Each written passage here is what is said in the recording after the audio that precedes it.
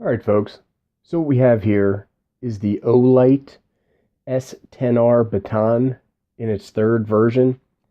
I wanted to do a quick video showing this flashlight, what it ships with, and then go outside and do some beam shots. But before we do that, why don't you go grab yourself a nice cold one, come on back, and we'll get started.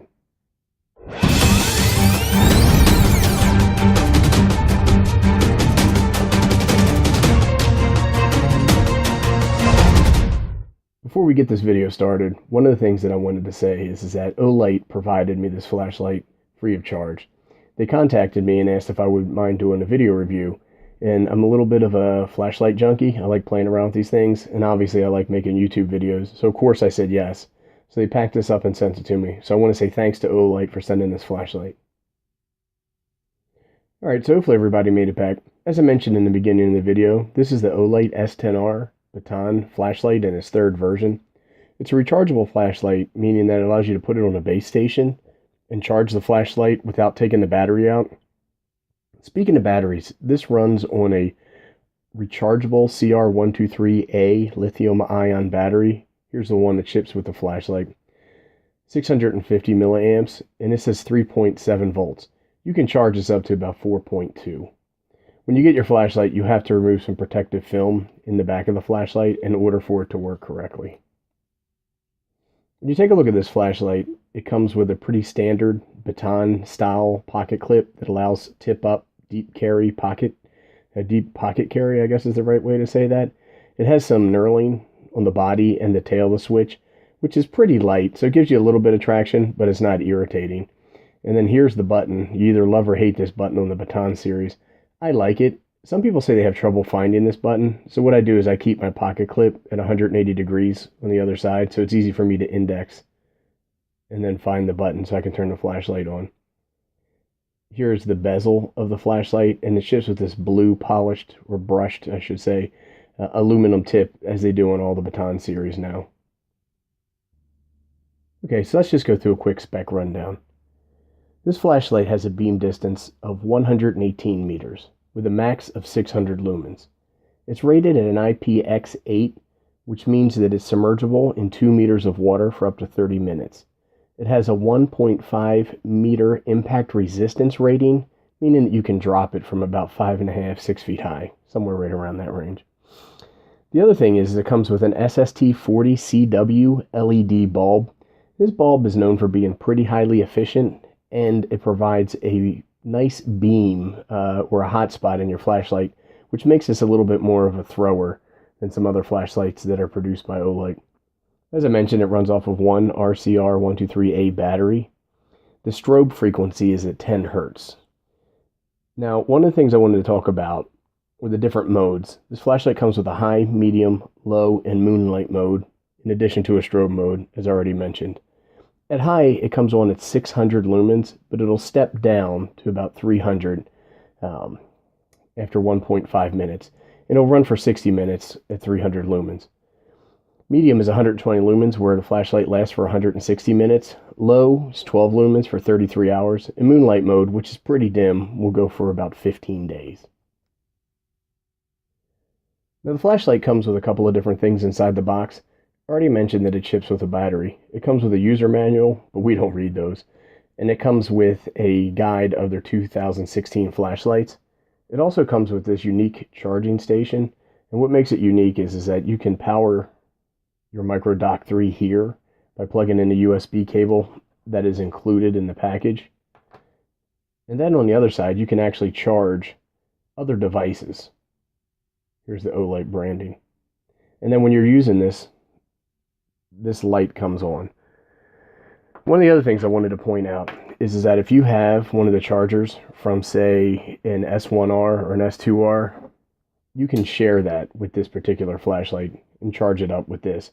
And I keep one of these in my EDC bag just because it makes it kind of handy, and I don't have to worry about carrying the base dock station, which I leave on my desk. And doing a quick comparison with the S10R, these flashlights are similarly sized. I'll include a link below to my S10R video review. What you'll notice, though, is that the S10, the S10R, so many numbers, is slightly longer, and then the head diameter is a little bit larger, and it's a little bit bigger. And what this does is allows it to have a little bit of a deeper well, which makes it able to throw a beam a little bit further. So if you compare it to an S10R, the S10R is more floody, and the S10R is a little more throwy. Let's walk through some of the modes before we go outside and do some beam shots. So as I mentioned, this flashlight comes equipped with a moonlight mode. In order to access that, you want to do a long press for about a second, and you'll go ahead and you'll get the moonlight mode.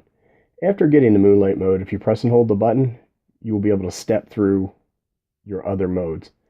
Now this flashlight has a memory, so it will come back on to the last mode that was used.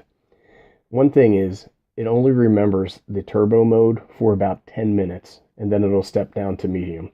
Now if you take a look at this flashlight, a quick double tap will take you to your turbo mode, and after I turn it off, a quick triple tap will take you into your seizure-inducing strobe mode. Let's go ahead and turn that off.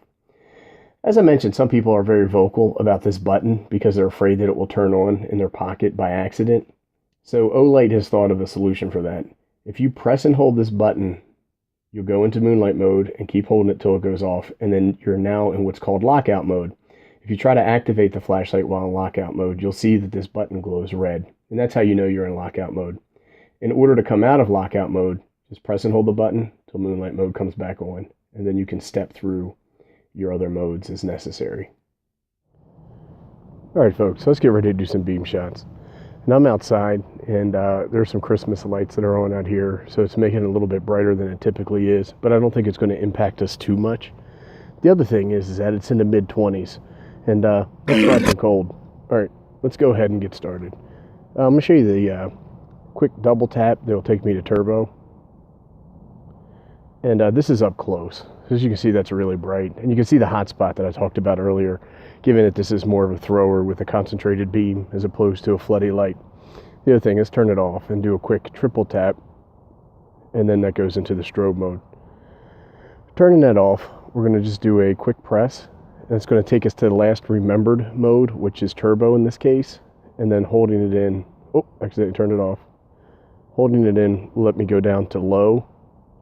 And this is actually pretty good. I don't know how well it's going to come across on the camera, but I could use this as a walk around at night light, like if I was walking the dog, and then hold it in again, take me to medium. And this is pretty good too, but it's more of a spot, as you can see, and even if I shoot down the driveway, and we'll shoot a little bit further down the driveway in a second, and then one more takes me to the high mode. All right, let's turn it off and reposition the camera. Okay, we're pointing down the driveway into the street. And this is about 20 yards, give or take. So I'm going to go ahead and I'm going to turn it on. And it's in the high mode, which is the last remembered mode. And it lights up the area pretty well. And I can see this thing shooting pretty far. And like I said, it's more of a concentrated beam. Let's go ahead and step down to low. Oh, I turned it off again. Okay, I got the low mode on. And it's not really coming across on the camera. But for a distance far away like this, it really doesn't work that well. If I was shooting at 20, 25 yards or further, I think I would want to step it up, which we're going to do right here to medium. And I'm not sure how well that's going to come across on the camera, but it does light up the area pretty well. And I could see if somebody or something was down there pretty good. Let's step it up one more. And then there's the high. I think we just saw that a couple seconds ago. So anyhow, that's it for the beam shots. I'm really impressed with this flashlight. And like with most of Olight's products, they're really well built. I was talking to somebody earlier today that said they had some problems with some of the buttons kind of flaking out or going wonky. So you have to remember, there's a pretty good warranty with Olight. It may require you to send the flashlight in for repair, but you can always choose to do that if you want. Okay, so after seeing how this flashlight performs outside during the beam shots, I really like this flashlight, and it will be a good EDC flashlight. I'll probably keep it as a backup in one of my EDC bags. You know, I go back and forth saying that I like a floody light, sometimes I like a beam light, and I really can't decide. You know, if you're trying to impress somebody, a good flashlight that has a lot of a throw, you know, really bright beam and a hot spot, they always look a little bit cooler. But for most of my EDC tasks, I'm using short range illumination to light up a walkway or maybe the inside of a car or inside of a closet or a basement, something like that. And the flooding lights tend to perform a little bit better. So just depending upon what your needs are, this might be a great flashlight for you. It's certainly well built and the construction seems to be top notch.